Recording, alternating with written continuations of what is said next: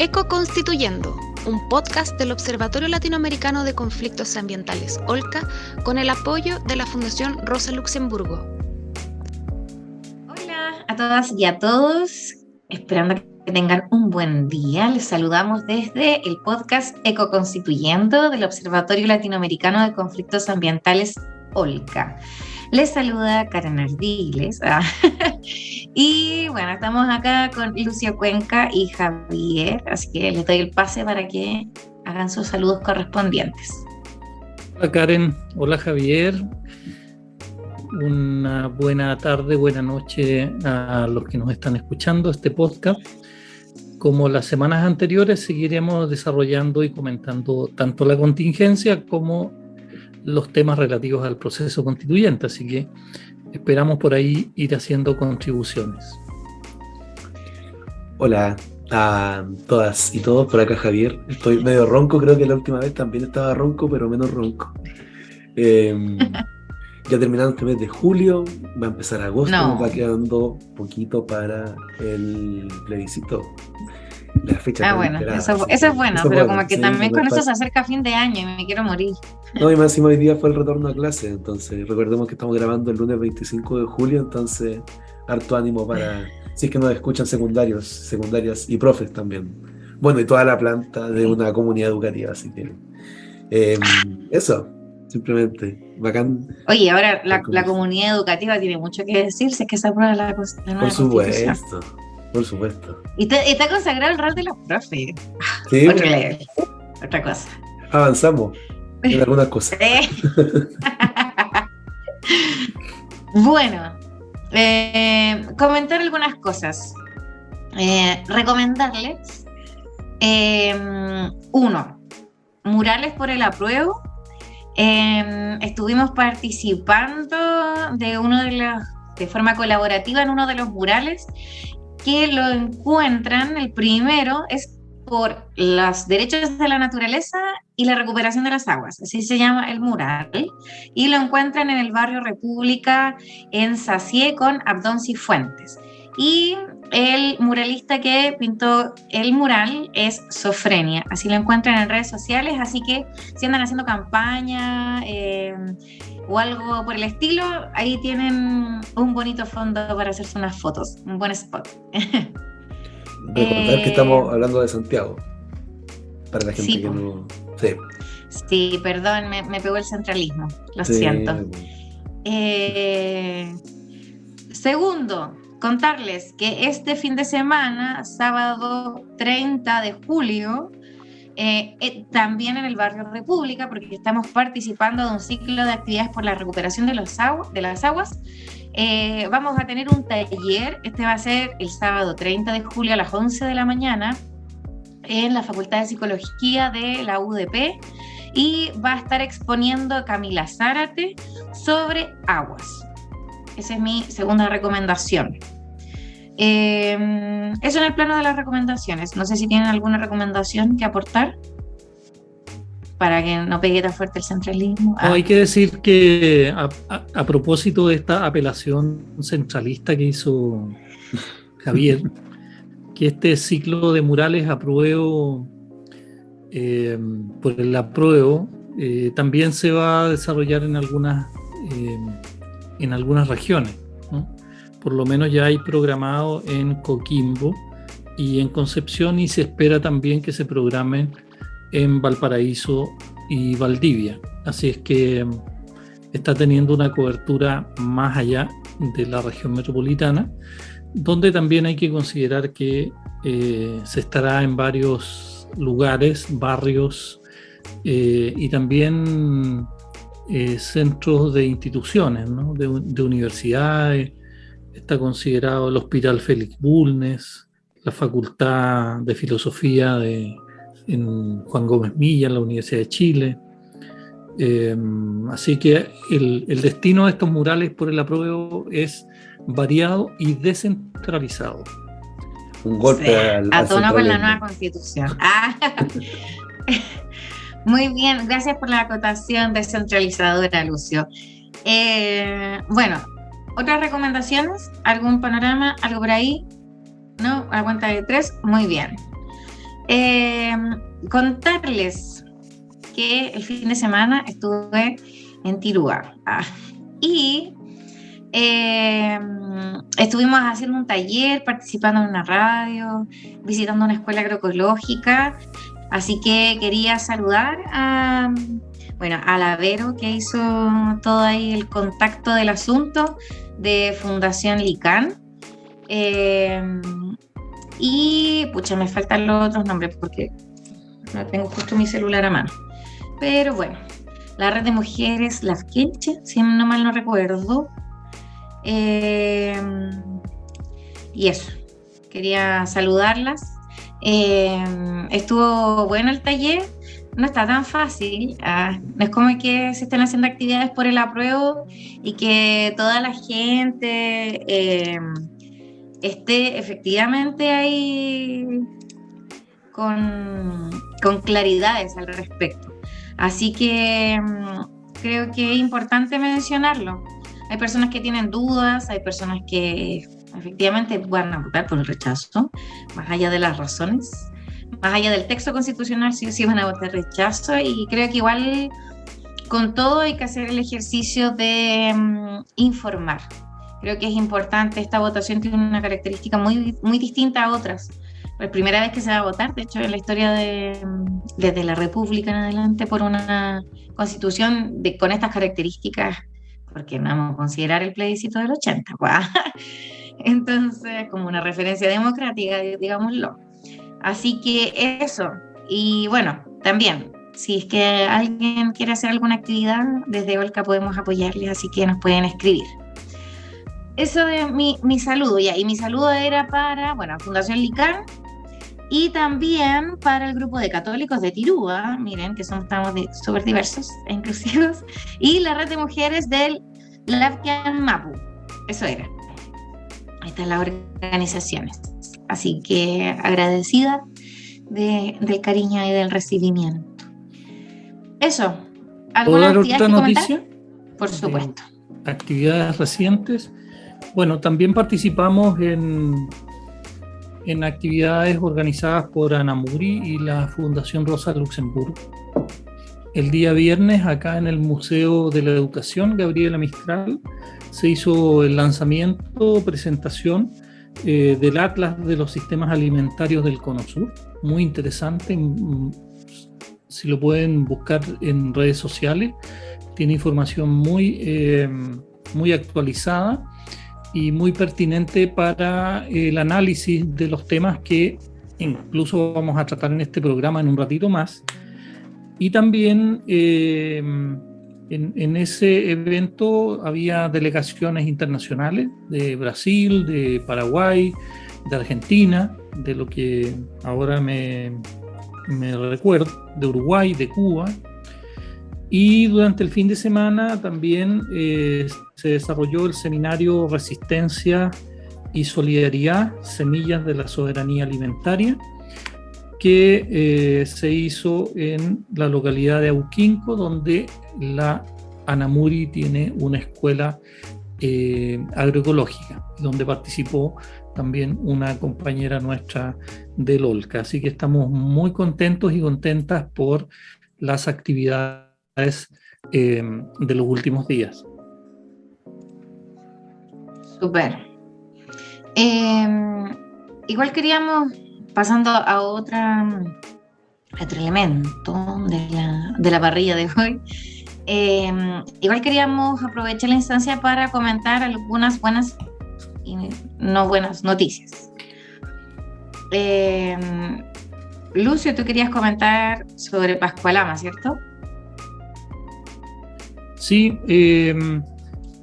algunas noticias del estado de situación de algunos conflictos socioambientales en distintos lugares de Chile y que tienen relación con el proceso constituyente también que estamos viviendo, porque han contribuido a los debates que se han dado y que de alguna manera se han plasmado en la nueva constitución, pero también se empieza a visualizar cómo la nueva constitución va a plasmarse en el futuro de estos procesos en distintas en distintas localidades de nuestro país. Así es que hace unos días atrás la Corte Suprema emitió un fallo en respuesta a una casación, se denomina el recurso, que presentó una empresa agrícola del Valle del Huasco. Recordar que esto deriva de la clausura total y definitiva del proyecto Pascualama que ocurrió en enero del 2018, que luego fue ratificado por el Tribunal Ambiental de Antofagasta en septiembre del 2020, y a propósito de ese fallo, esta empresa, que dice también ser afectada por el proyecto Pascualama, presenta esta casación para exigir mayores sanciones a la empresa, ¿no? O sea, además de la clausura total y definitiva, elevar las multas, tomar otras medidas que ellos estimaban que tenían que estar en este caso, ¿no? A esta casación no concurrió la comunidad. La comunidad, en el proceso de casi 20 años de conflicto, consideró que la mejor medida para poder vigilar el proceso de cierre, de clausura de la empresa, estaba bien la medida que se había tomado por parte de la autoridad administrativa, y que lo que correspondía luego era, bueno, generar un plan de cierre, pero también generar un plan de restauración de los daños causados por la empresa, y los énfasis de la comunidad estaban puestos allí. La Corte Suprema rechazó la casación de esta empresa y por lo tanto dejó a firme el fallo original, que en el fondo es lo que la comunidad había apoyado, que era la clausura total y definitiva, más las medidas de cierre y de plan de reparación del medio ambiente afectado. Así que esto tiene la siguiente importancia, ¿no? Mientras ese proceso judicial se mantuviera abierto, se mantenía abierta la posibilidad de que la resolución de clausura pudiera sufrir alguna modificación. Por lo tanto, al emitirse este fallo, queda ya total y definitivamente consolidado el fallo de la Superintendencia de Medio Ambiente, originalmente del Tribunal Ambiental de Antofagasta, y que en este caso se ratifica con el fallo de la Corte Suprema a esta casación. Así que eso es una buena noticia, si bien ya todo el mundo había dado por fenecido el proyecto Pascualama, se mantenía esta arista un poquito abierta que genera cierta incertidumbre. Así que eso también es una excelente noticia para la tranquilidad de la comunidad del Valle del Huasco. Súper. Bueno, yo quería comentar una noticia no tan buena, que es sobre minería también, que es a propósito del proyecto Vizcachita en el Valle de Putaendo, porque se alzó la medida cautelar. Bueno, Minera Vizcachitas están en una etapa de explotación en un lugar que tiene ciertas particularidades muy importantes para el ecosistema, y bueno, la cosa es que habían frenado el proyecto a propósito de la RCA, y ahora, bueno, el segundo tribunal ambiental, que está acá en Santiago, alza la medida cautelar, y ahora van a poder seguir implementando el tema de las faenas por un periodo de 12 meses. Se señala que, claro, se van a poder seguir haciendo utilizando plataformas y otros elementos, y tienen que igual considerar el tema como tratar de proteger al gato andino, que es una de las especies que habita en ese territorio. Pero claro, como que está raro igual, un retroceso, y bueno, las comunidades están alertas ahí también con lo que está ocurriendo. Fíjate que yo estuve hablando con Alejandro, un dirigente de Putaendo Resiste, sobre este tema. Y claro, como tú dices, se levanta la medida cautelar, pero se reduce la cantidad de operaciones que la empresa puede hacer, y se le establecen una serie de medidas, incluso planes que la empresa tiene que presentar y que tienen que ser aprobados por los servicios pertinentes, en este caso el servicio agrícola y ganadero, ¿no? Entonces, en realidad se reduce a la mitad la cantidad de perforaciones de plataforma de sondaje que tienen que hacer, se reduce a 12 meses la acción de la empresa, el plan de monitoreo y otras medidas que son, no sé, por ejemplo, que los funcionarios de la empresa no pueden llevar perros a la faena, no pueden tener un campamento fijo. La empresa tiene que ser un campamento que se movilice, digamos, no sé cómo se hace eso, porque un campamento es un campamento, entonces que no sea fijo.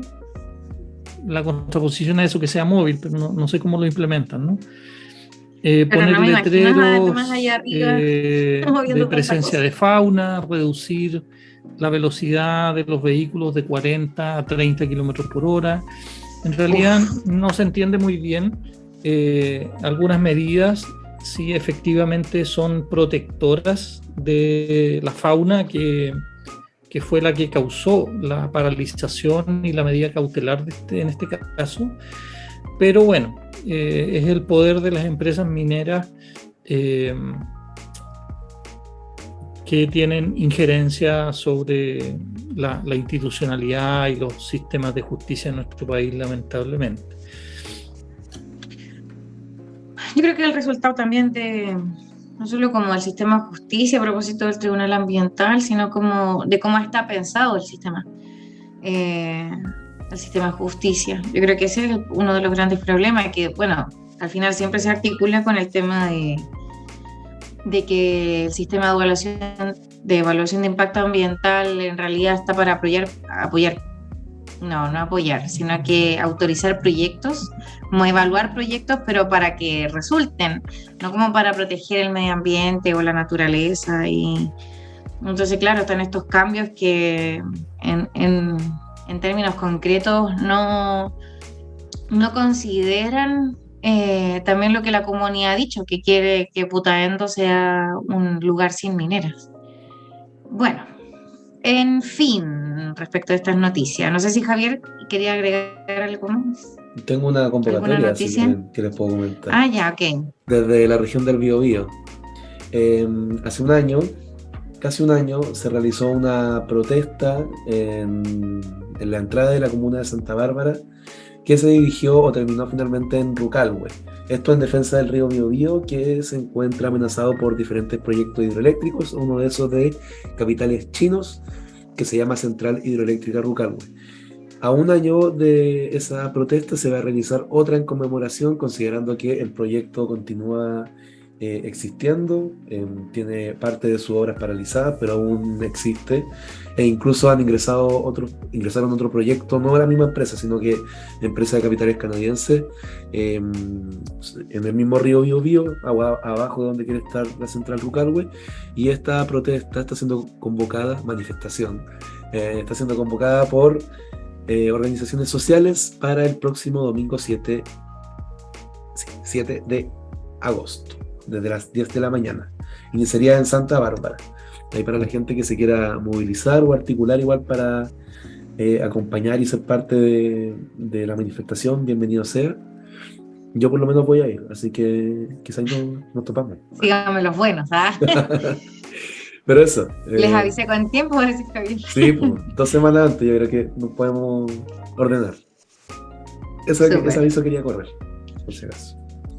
Muy bien, muy bien. Bueno, vamos a pasar a otra sección, que es, podríamos decir, la socialización del borrador de la propuesta de nueva constitución, a propósito de la articulación de ciertos temas y como un tema central. Y hoy queremos hablar, redoble de tambores, de soberanía alimentaria. Eso queremos conversar el día de hoy. Pero soberanía alimentaria igual conectada con otros elementos del borrador, ¿ya? Y para que se ubiquen y busquen en sus copias de la propuesta de nueva Constitución, estamos hablando del artículo 54. Y voy a proceder a leerlo, para que todos estemos informados. Dice, artículo 54.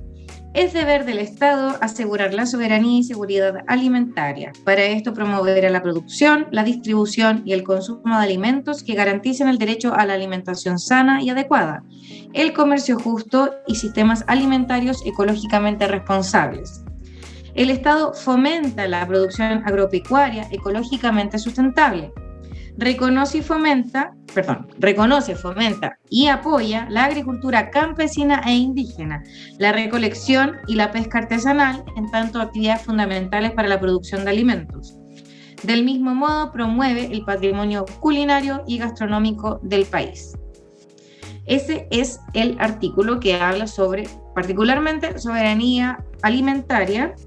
Hay que decir que este artículo está en el capítulo 2 sobre derechos fundamentales y garantías. ¿Ya? Ese es como el tema de hoy. Y yo quedé loca con este artículo porque quedó reconocida la soberanía alimentaria. Y si bien quizás no es un elemento que pega tanto como en los sectores más urbanos, sí es una lucha de décadas. Desde los sectores, al menos desde lo que yo conozco, con más fuerza desde el sector rural o campesino, también indígena.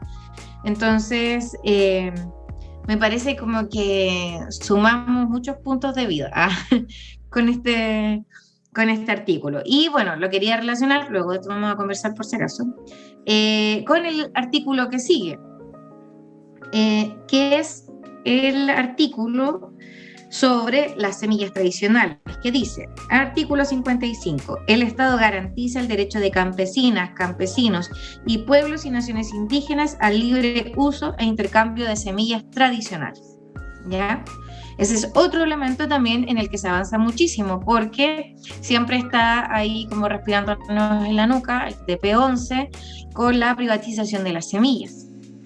Y bueno, también quería relacionarlo con el artículo 56, que es el artículo que habla sobre el derecho a la alimentación. No lo voy a leer porque es un poco más extenso, pero sí me quería saltar a la sección del capítulo,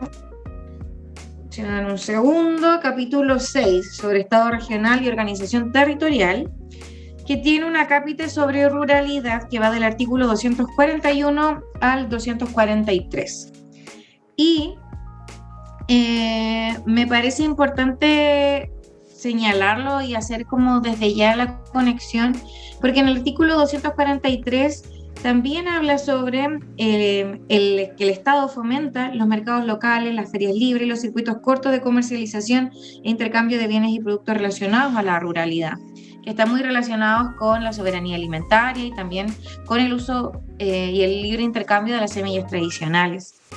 Y bueno, también con el 241, que dice, el Estado promueve el desarrollo integral de los territorios rurales y reconoce la ruralidad como una expresión territorial, donde las formas de vida y producción se desarrollan en torno a la relación directa de las personas y comunidades con la tierra, el agua y el mar.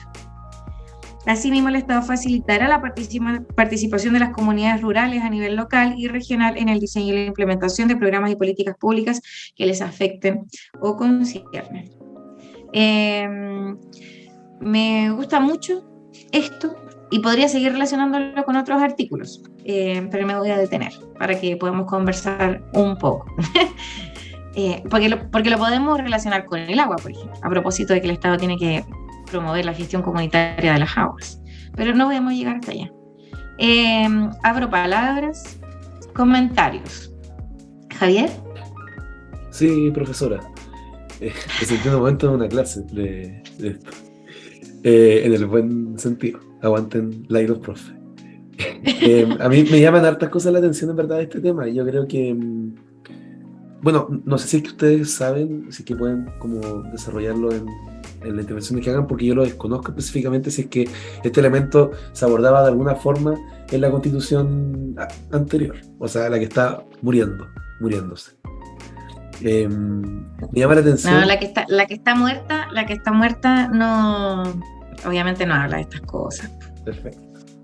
Entonces, hay diferentes elementos que hay que considerar y que yo creo que impulsan y abren aún más la discusión en la materialización de todo esto que se plantea, como lo es, por ejemplo, la señalización de que se va a promover tanto 3 momentos: producción, distribución y consumo de alimentos. Y esto desplaza o de alguna forma igual se puede relacionar con el sistema alimentario, por así decirlo, que existe en Chile, su relación con los tratados de libre comercio. Como yo creo que Lucio puede profundizar un poco más en eso, le voy a tirar la pelota a él, pero creo que es un tema sumamente importante a profundizar, que igual refleja el empoderamiento de las comunidades, principalmente campesinas, que son las que han encabezado este proceso, y al mismo tiempo igual enfatizar en un punto que quizás pasa piola, que en una parte del artículo 54, en el punto número 3, se refiere específicamente a la pesca artesanal también, que es un sector que ha luchado también, bueno, ha participado de diferentes luchas, igual ha caído como muchos sectores en sus propias contradicciones, pero siempre hemos visto como una hegemonía de la pesca de los grandes grupos económicos por sobre esta pesca de carácter artesanal, que creo que igual es importante que se reconozca y fomenta tanto la agricultura campesina e indígena como también la pesca y recolección artesanal, y que esto se genere en una clave igual de ecológicamente responsable, no solamente para con los seres humanos consumidores, por así decirlo, sino que también con la naturaleza. Y respecto al tema de la semilla, yo creo que un duro y profundo triunfo de una lucha igual histórica que se está desarrollando hasta el día de hoy respecto al ámbito de los transgénicos, pero me gustaría como quedarme en cómo se podría desarrollar finalmente, y que ese desafío todos y todas tenemos que ser parte de esa construcción del cómo estos espacios de producción, distribución y consumo, como también el libre uso e intercambio de las semillas tradicionales se va a ir materializando, y que ya son espacios que existen y que han levantado organizaciones sociales. Yo creo que es sumamente importante que se refleje esto en la propuesta de nueva constitución. En esos puntos me quería fijar solamente, para no alargar. Lucio Cuenca. Sí, mira, hay varios cruces en los artículos que mencionaba Karen, ¿no? Donde el eje central quizás es la soberanía alimentaria, pero también es la ruralidad. Y la ruralidad, como lo dice uno de los artículos, como una expresión territorial donde las formas de vida y producción se desarrollan en torno a la relación directa de las personas, comunidades con la tierra, el agua y el mar. O sea, estamos hablando de una relación mucho más compleja que solamente la semilla como fuente y reproducción de la vida para, entre otras cosas, satisfacer necesidades de alimentación, sino que estamos hablando de relaciones mucho más complejas. Ahora, hay que observar también que en el artículo de la soberanía alimentaria se habla de soberanía y seguridad alimentaria. Normalmente esos conceptos se contraponen, ¿no? Porque seguridad alimentaria ha sido como la política impulsada bajo el alero de la lógica de la economía global, donde en el fondo es asegurar alimentos sin que esto se relacione con la cultura local que lo produce, sino que tiene énfasis en asegurar la provisión de determinado tipo de alimento a una comunidad, a un pueblo o a un país, digamos.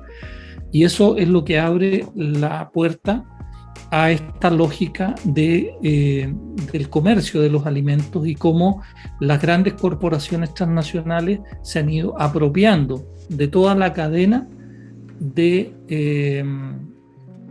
justamente es una expresión atentatoria a la soberanía alimentaria, ¿no? En esto de manejar desde corporaciones globales todo el sistema alimentario, desde la apropiación de la semilla hasta la distribución de los alimentos en los supermercados o en los distintos lugares. Entonces eso ha generado un fuerte impacto, no solo a la posibilidad de tener alimentos de acuerdo a los patrones culturales de un país, sino que también se ha transformado en un atentado a distintas formas de vida que sustentan esas actividades para proveer alimentos en una determinada comunidad.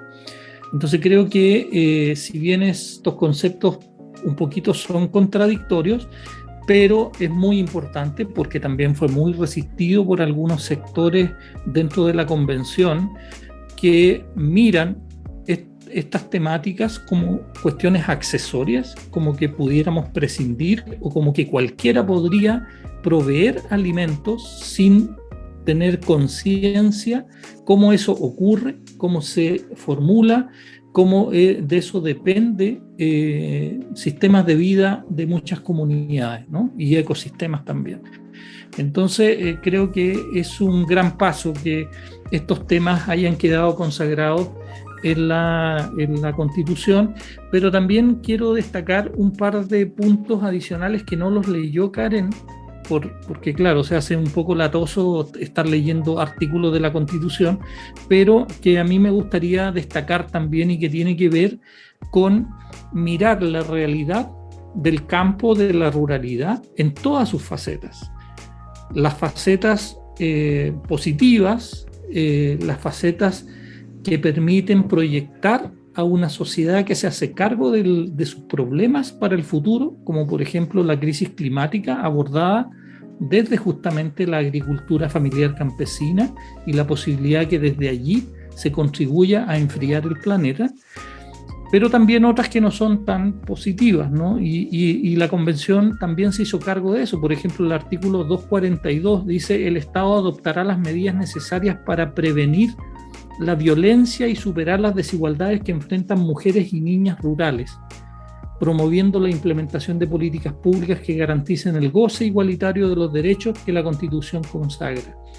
Pero también incorpora otro artículo que tiene que ver con estos temas de la soberanía alimentaria, que dice: el Estado fomenta los mercados locales, las ferias libres y los circuitos cortos de comercialización e intercambio de bienes y productos relacionados a la ruralidad. O sea, una contribución también pensando en modelos alternativos, tanto en la forma de vida, pero también la manera de comercializar, de intercambiar, ¿no? En un modelo de economía local distinta a la que predomina hoy día en nuestra realidad. Así que creo que es muy interesante los aportes que hace la Constitución para la formulación de todas estas dimensiones de un posible modelo de vida distinto al que impera hoy día en nuestro país, que justamente no se caracteriza por soberanía alimentaria, todo lo contrario. Claro. Yo igual quería ahondar en esto del artículo 242, que es sobre el tema de las medidas necesarias para prevenir la violencia y superar las desigualdades que enfrentan mujeres y niñas rurales. Es como la idea que se plantea ahí. Y a mí me parece súper... Un día escuchaba que alguien decía, como que, un hombre, por cierto, decía, la gente urbana le tiene que ir como que le va a ir a decir a la gente rural cómo tienen que comportarse, qué sé yo. Y bueno, hoy día conversaba a propósito de que está en Tituba todavía, que es un sector rural, sobre ese elemento. Porque, claro, o sea, pareciera como que desde fuera se habla y se dice esto, pero no es así. O sea, la realidad de los sectores rurales, por ejemplo, por dar una idea, A propósito también de las forestales, los carabineros han estado años protegiendo a las forestales, pero todas las denuncias que hay sobre violencia intrafamiliar no son escuchadas y no son atendidas. Ese es un tema no menor. De partida porque no hay una institucionalidad que bajo una situación de peligro inminente te mande de vuelta para la casa. Entonces, claro, si bien ahí hay una situación ya de violencia que uno podría decir que está mucho más como determinada, pero también pasa mucho más que pegan más el tema de la estigmatización finalmente por los roles de género. Y efectivamente son mujeres quienes están cumpliendo con labores de cuidado, pero no siempre son las que cumplen con labores de cuidado, sino que también tienen que sostener a la familia porque se está en economías muy masculinizadas. O sea, si vemos que generalmente en las ruralidades las mujeres sí son violentadas a propósito de esta misma dinámica. O sea, vemos que en el mundo rural, a propósito de lo agro, en una economía masculinizada, también pasa que son las mujeres las que tienen que ser temporeras para ciertas cosas, que no son considerados sus derechos a propósito de eso. También, por ejemplo, dentro del tema forestal o dentro de otros rubros, son economías masculinizadas que no consideran esto y que finalmente se van como replicando simplemente. Y en ese sentido es necesario poder abordarlo. Creo yo, siempre ahí desde la idea de entregar herramientas a niñas, a mujeres que viven la ruralidad, porque vivir en la ruralidad no tiene por qué significar violencia, no tiene por qué significar precariedad y no tiene tampoco por qué significar falta de oportunidades. Entonces, me parece importante que se destaque ese elemento sobre ruralidad y sobre violencia, porque pega fuerte y porque es un tema duro y que de repente también es difícil de intervenir, porque la vida de la ruralidad también tiene otras complejidades en cuanto a tiempo, movilización, distancia, falta de conexión. Por ejemplo, a propósito del derecho a la energía, si no hay energía, no hay señal de teléfono, no hay internet, incluso no hay agua, porque también muchas funcionan con sistemas que si no hay agua la APR no anda. Entonces, bueno, me parece interesante este elemento que, como decía, creo que también se vincula con el tema del agua, con la gestión comunitaria del agua. Quería mencionar quería mencionar 2 artículos a propósito de esto. El 141, que dice que el Estado deberá promover y proteger la gestión comunitaria de agua potable y saneamiento, especialmente en áreas y territorios rurales y extremos, en conformidad con la ley. Me parece un salto también, porque estamos hablando de gestión comunitaria en un texto constitucional, como gestión comunitaria del agua. Me parece maravilloso. Pero a propósito de lo mismo y de que el fin de semana una señora, preguntaba en el taller, mi chorrito de agua, como que me lo van a quitar o qué va a pasar con él, porque claro, hicieron todo un tema de restauración de una microcuenca y tiene ahora un chorrito de agua y la señora estaba preocupada porque qué va a pasar con eso. Entonces yo quería mencionar también la transitoria 36ª. Tan difícil los números de las transitorias, quería decirlo, porque a veces hay una que le baja la dislexia y la dislalia, le complica. Pero ¿qué dice? Cuando habla sobre la redistribución, 36ª, inciso segundo, al final dice, esta redistribución no se aplicará a pequeños agricultores, comunidades, asociaciones y personas indígenas, gestores comunitarios de agua potable rural y otros pequeños autorizados. Y me parece importante destacarlo, porque creo que considerar ese elemento es igual plantear una transición con justicia. Porque no podemos como comparar a los aguatenientes o a esas personas que tienen muchos derechos de agua que especulan y tienen un mercado sobre eso a la situación de pequeños agricultores y personas campesinas. Quería mencionar también esos elementos respecto del agua, porque el agua es un bien esencial para la vida y para todos, ¿sí? Ya sea estemos en contextos urbanos o rurales.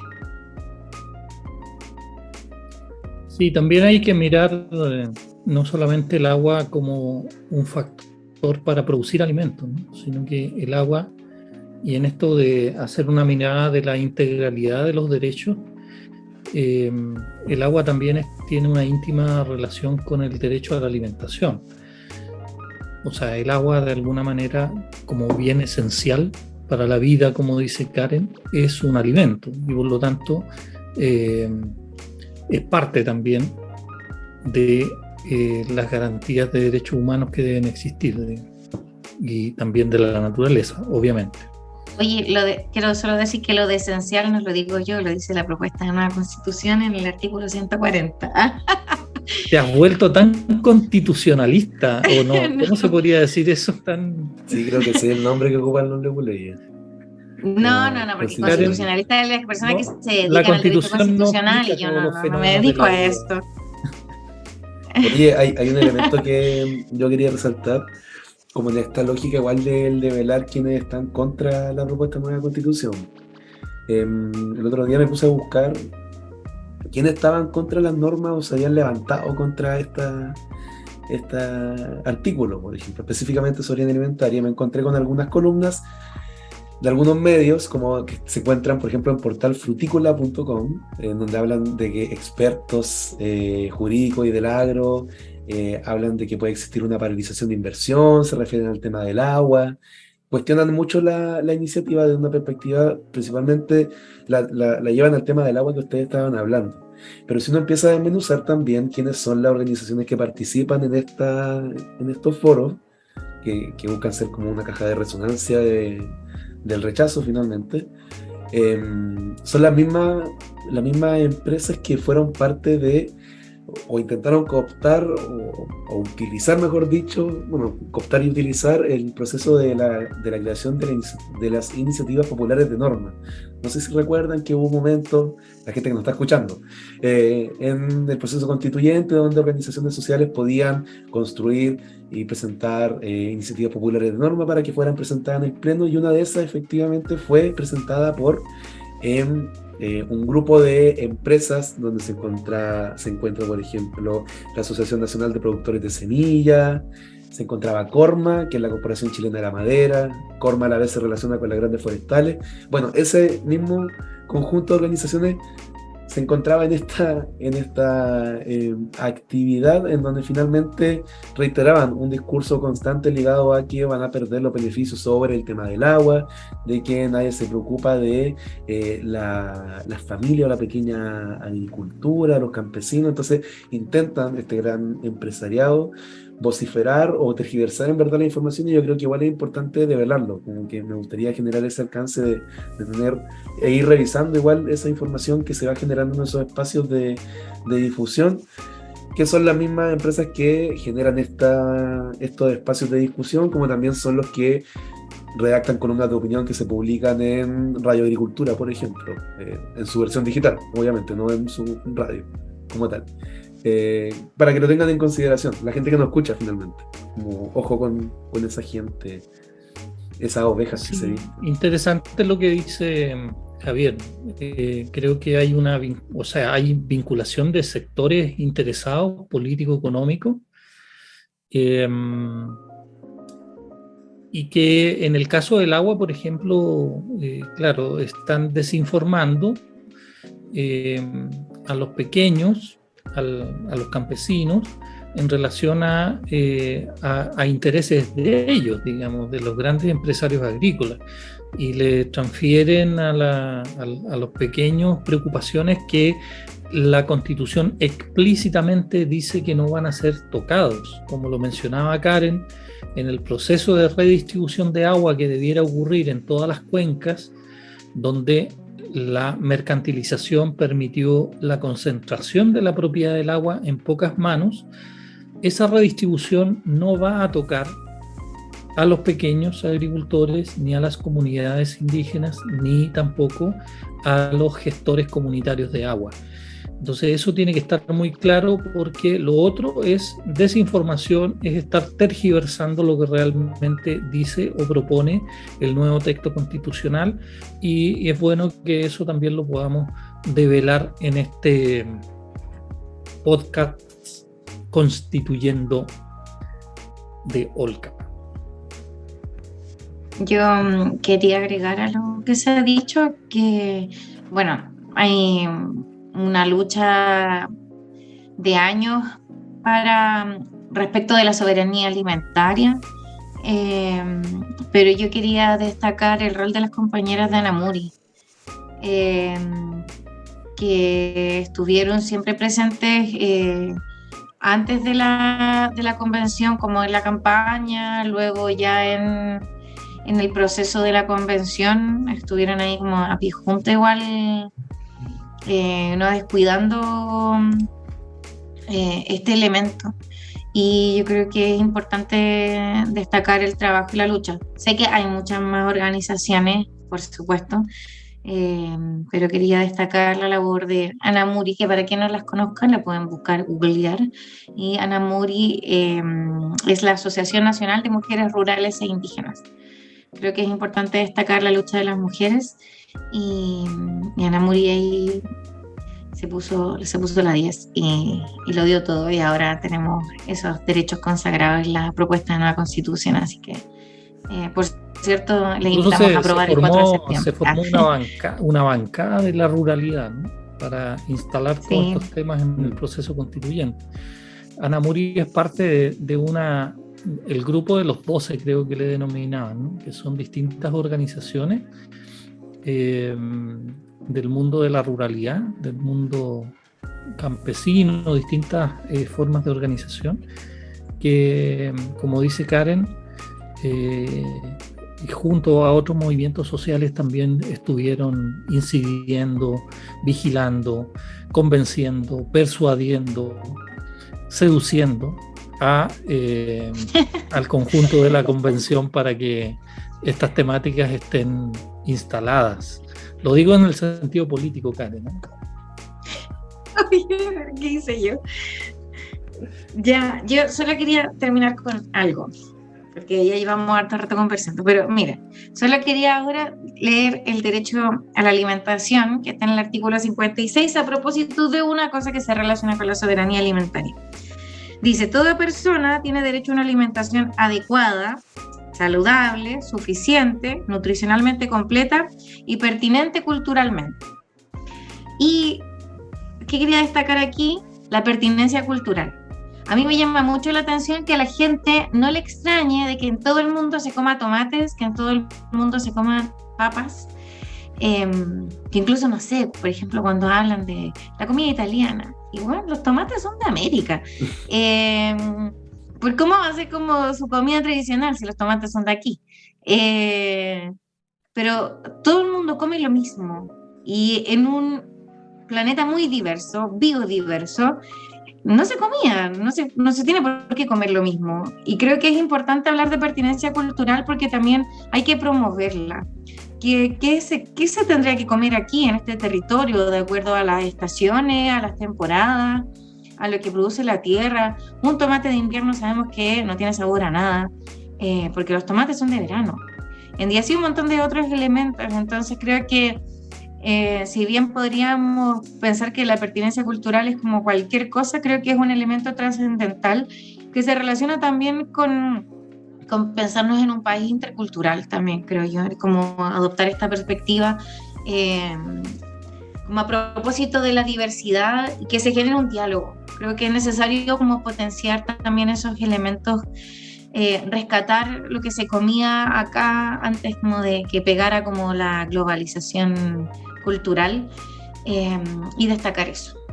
Solo quería hablar de la pertinencia cultural del derecho a la alimentación, porque me parece central, que obviamente se relaciona con la soberanía alimentaria. O sea, tenemos el derecho a elegir también lo que comemos, cómo lo comemos y con qué calidad también tiene eso, y cómo se relaciona eso también con como la expresión cultural que tiene aquí. Eso quería decir para terminar mi lectura de artículos. Y nos vamos despidiendo. Nos vamos despidiendo. Sí. Nos vamos despidiendo. La caja de Muy bien, resonancia. Javi, gracias. Bueno, ya, ok. Entonces, ¿qué quería decir? Para recapitular, la importancia de la soberanía alimentaria y bueno, la seguridad alimentaria que también está ahí como otra batita en el artículo, que esto se relaciona con el mundo de la ruralidad, con los pueblos indígenas también, y que se va relacionando con el agua, con estas nuevas formas o el reconocimiento y la promoción de estas nuevas formas de relacionarnos con la naturaleza. Y el respeto que eso merece, que también va de la mano con el derecho a la alimentación, que es un elemento esencial que está muy también vinculado con el derecho a la salud. Y creo que eso, si es que puedan, lean la nueva Constitución. Les recomiendo también un post de Ana Muri que tienen como las 10 razones para aprobar, por si quieren también leer otros elementos sobre el tema rural. Eso por mi parte. Por la mía, le robé la palabra a Lucio. Agradecer, como siempre, que estén escuchando este podcast, uno de los tantos trabajos que se están realizando para poder darle más difusión y discusión también en esta ausencia a veces de conversación que existe en este contexto del proceso constituyente, y ya nos va quedando. Hoy soy muy malo para las matemáticas, pero poquito. Estamos a la vuelta de la esquina, en verdad, con el plebiscito. Ya, no, que me da ansiedad. Yo creo que es importante que vayamos haciendo este ejercicio de aterrizar algunas cosas, levantar propuestas que igual han sido tergiversadas durante la última semana. Es importante informarnos e ir co-construyendo análisis para poder enfrentar a esta oleada de información falsa, pero también creo que paralelo, no sé si es más o menos, yo creo que paralelo, tergiversación sumamente grave que están realizando los grupos, bastantes grupos, no tienen chapa en verdad, porque son muchos, empresariales, o que simplemente quieren defender un bastión que se heredó de la dictadura y que les es bastante cómodo dormir sobre ese articulado. Así que gracias por escucharnos. Lucio, todo tuyo el cierre del boliche. Sí. Cerrar, contarles que se formó el Comando Apruebo por el Agua. Hay más de 100 organizaciones reunidas en este comando que está empezando a desplegar sus acciones en distintos lugares de nuestro país, que ha puesto al centro, obviamente, como uno de los ejes más importantes de desprivatización, de establecimiento de los elementos de la naturaleza como, en este caso, bien común, natural, inapropiable, pero que también aborda las otras temáticas, obviamente, de naturaleza y medio ambiente consagradas en este nuevo texto constitucional. Así que los invito a que se enganchen en las redes sociales del Comando Apruebo por el Agua y ojalá se puedan ir sumando también a las distintas actividades que se están haciendo en distintos territorios. Nos vemos la próxima semana. Muchas gracias. Abrazos. Chao, super, nos vemos.